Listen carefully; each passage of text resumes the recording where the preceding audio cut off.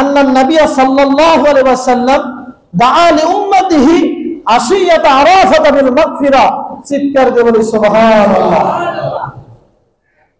নবী করিম সাল্লাল্লাহু আলাইহি ওয়াসাল্লাম আল্লাহ পাকের কাছে দোয়া করলেন আরাফাতের দিবসে তার উম্মতের জন্য।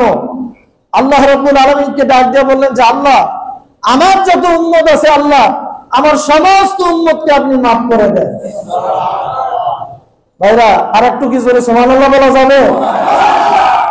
আমার পয়গম্বর আমার আপনার জন্য ক্ষমা প্রার্থনা করতেছে আল্লাহ পাকের কাছে, আয় আল্লাহ, আমার যত উম্মত আছে আপনি আমার উম্মতদেরকে ক্ষমা করে দেন, মাফ করে দেন।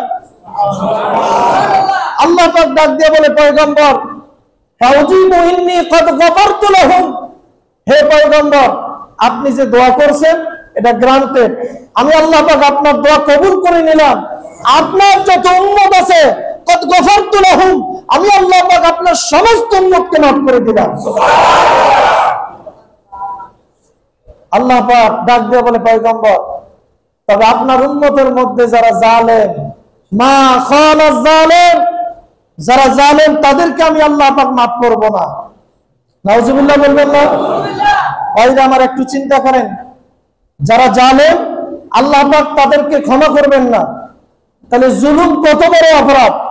জালেম কিন্তু যারা আল্লাহর সাথে শিরিক করে এরাও কিন্তু জালেম, যারা মানুষের উপরে জুলুম নির্যাতন করে এরাও জালেম। আছে না নাই? মানুষের প্রতি আপনি যদি জুলুম করেন, অন্যায় করেন, তাহলে আল্লাহ পাক পয়গম্বরকে ডাক দিয়ে বলতেছেন, পয়গম্বর, আপনার উম্মতের মধ্যে যারা জালেম তাদেরকে আমি আল্লাহ মাফ করব না।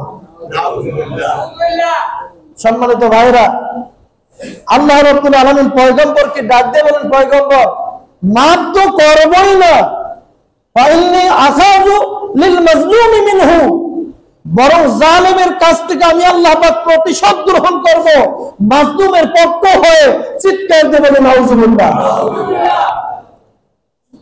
আল্লাহ পাক পয়গম্বরকে বলতেছেন যে, পয়গম্বর, জালেমরে তো ক্ষমা করব, এটা ক্ষমা করা তো দূরে থাক, আমি তার কাছ থেকে প্রতিশোধ গ্রহণ করব। যাদের উপরে জুলুম করেছে, সে অন্যায় করেছে, তাদের পক্ষ হয়ে আমি আল্লাহ পাক তাদের কাছ থেকে প্রতিশোধ গ্রহণ করব। ভাইরা একটু চিন্তা করেন, আল্লাহ পাক জালেমদের বিরুদ্ধে, আল্লাহ পাক মাজলুমের পক্ষে। আচ্ছা বলেন, আল্লাহ পাক যদি কারো বিপক্ষে থাকেন, তার বাঁচার কোনো পথ আছে? সে পৃথিবীর যত বড়ই ক্ষমতাবান হোক, বাঁচার কোনো পথ আছে? ভাইরা, বাঁচার কোনো পথ নাই।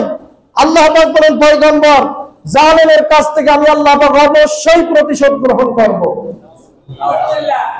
কিন্তু ভাইরা, আমার আপনার পয়গম্বর, তিনি হচ্ছেন দয়ার সাগর, তিনি রহমাতুল লিল আলামিন। আল্লাহ রাব্বুল আলামিনকে ডাক দিয়ে বলেন, আল্লাহ, আয় রব, ইন শিতা আতাইতাল মাজলুমা মিনাল জান্নাহ, আয় আল্লাহ তাআলা, আপনি তো ইচ্ছা করলে মাজলুম, যার উপরে জুলুম করা হয়েছে, তাকে আপনি জান্নাতে জুলুমের বিনিময়ে একটু অগ্রাধিকার দিয়া, জান্নাতে একটু বেনিফিট করে, অতিরিক্ত কিছু মর্যাদা দিয়ে আপনি তো ইচ্ছা করলে গফারতু লিজ জালেম, জালেমকে আপনি মাফ করে দিতে পারেন। সুবহানাল্লাহ বলবেন না? ভাইরা একটু চিন্তা করেন, আমার আপনার পয়গম্বর কত ভালোবাসে উম্মতকে। একজন জালেম, তার ভিতরে তো ঈমান আছে, নফসের খায়সিয়াতের প্রবণতার পরে সে জুলুম করেছে, কিন্তু ভিতরে তো ঈমান আছে। এই ঈমানটুকু থাকার কারণে পয়গম্বর আল্লাহ পাকের কাছে দোয়া করে যে, আল্লাহ, জালেম হলেও তো আমার উম্মত, আল্লাহ আপনি এই অপশনটা দেন। আর আল্লাহ, আপনি যারা মাজলুম, যাদের উপরে জুলুম করা হয়েছে, আপনি জান্নাতে তাদেরকে অতিরিক্ত কিছু সুবিধা দেন।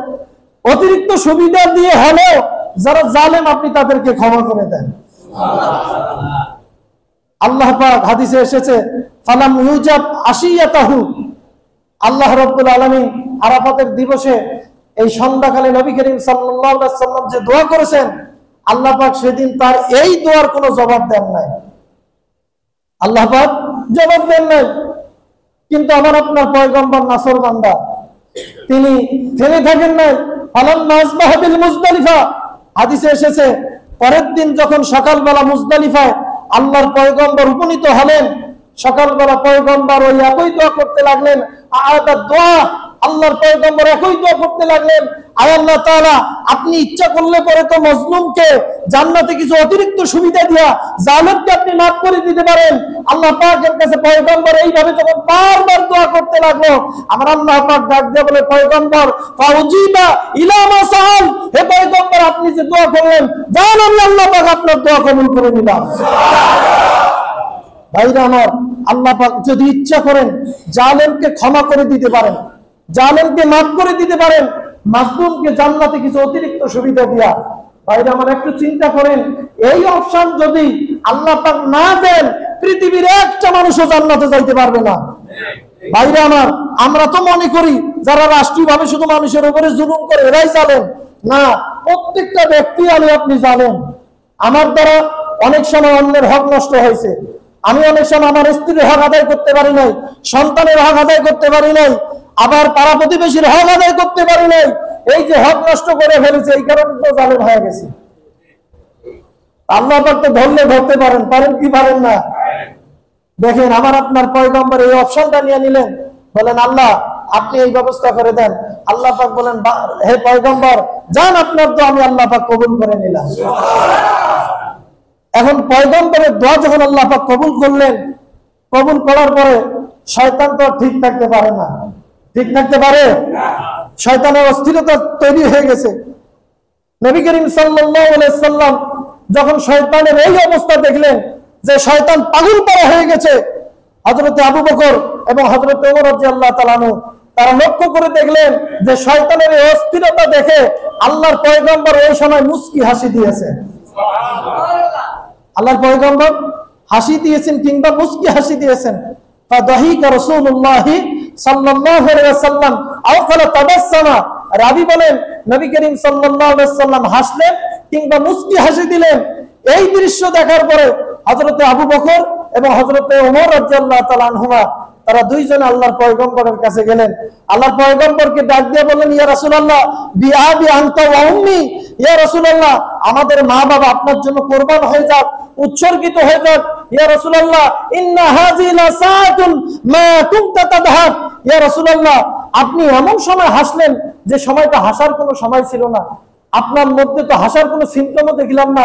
ইয়া রাসূলুল্লাহ এই সময় আপনি হাসলেন কেন? আমাল্লাযী আদহাকাকা, ইয়া রাসূলুল্লাহ কোন জিনিস আপনাকে হাসাইলো? আদহাকাল্লাহ সুন্নাত, আল্লাহ পাক কি কারণে আপনার মুখের মধ্যে হাসি লাগাই দিলেন? ইয়া রাসূলুল্লাহ আপনি আমাদেরকে বলেন। সুবহানাল্লাহ বলবেন না? হযরত আবু বকর ওমর তারা যখন এই কথা বলল, আল্লাহর পয়গম্বর হযরত আবু বকর এবং ওমরকে ডাক দিয়ে বললেন, হে আবু বকর এবং ওমর তোমরা শুনে রাখো, ইন্না আদওয়াল্লাহি ইবলিস, নিশ্চয় আল্লাহ পাকের শত্রু হচ্ছে ইবলিস। আল্লাহ শত্রুকে ইবলিস। যখন লাম্মা আলিমা, যখন এই ইবলিস শুনতে পারলো আল্লাহ ক্বাদ ইস্তাজাবা দুআই ওয়া গফারা লি উম্মতি, যখন ইবলিস এই কথা শুনতে পারলো যে আল্লাহ পাক আমার দোয়া কবুল করেছেন এবং আমার উম্মতকে maaf করে দিয়েছেন, তখন ইবলিসের মধ্যে জ্বালাপোড়া শুরু হয়ে গেল।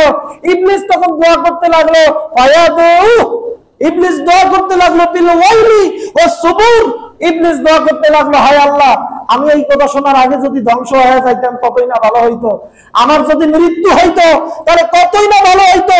আয় আল্লাহ তাআলা আপনি আপনার উম্মতের সমস্ত মানুষকে আপনি ক্ষমা করে দিবেন, আমি এই কথা শোনার আগে মরে গেলাম না কেন। এইভাবে ইবলিস আফসোস করতে থাকে, মৃত্যু কামনা করতে থাকে। সম্মানিত ভাইরা, আল্লাহর পয়গম্বর বলেন, যখন আমি ইবলিসের মধ্যে মারাইতু মিন জাযাইহি, যখন ইবলিসের মধ্যে আমি এই অবস্থা দেখলাম, অস্থিরতা দেখলাম, ফাদহাকানি, তখন আমি পয়গম্বর হেসে দিয়েছি, বলি সুবহানাল্লাহ। সম্মানিত ভাইরা, একটু চিন্তা করেন, হজ কত বড় ইবাদত, যেখানে গেলে আল্লাহ পাক দোয়া কবুল করেন, পয়গম্বরের দোয়া কবুল করে নিয়ে উম্মতকে মাগফিরাতের ঘোষণা দিয়েছেন আল্লাহ পাক। চিৎকার করে সুবহানাল্লাহ। এখন বলেন এই হজ করার দরকার আছে না নাই? ভাইরা আমার,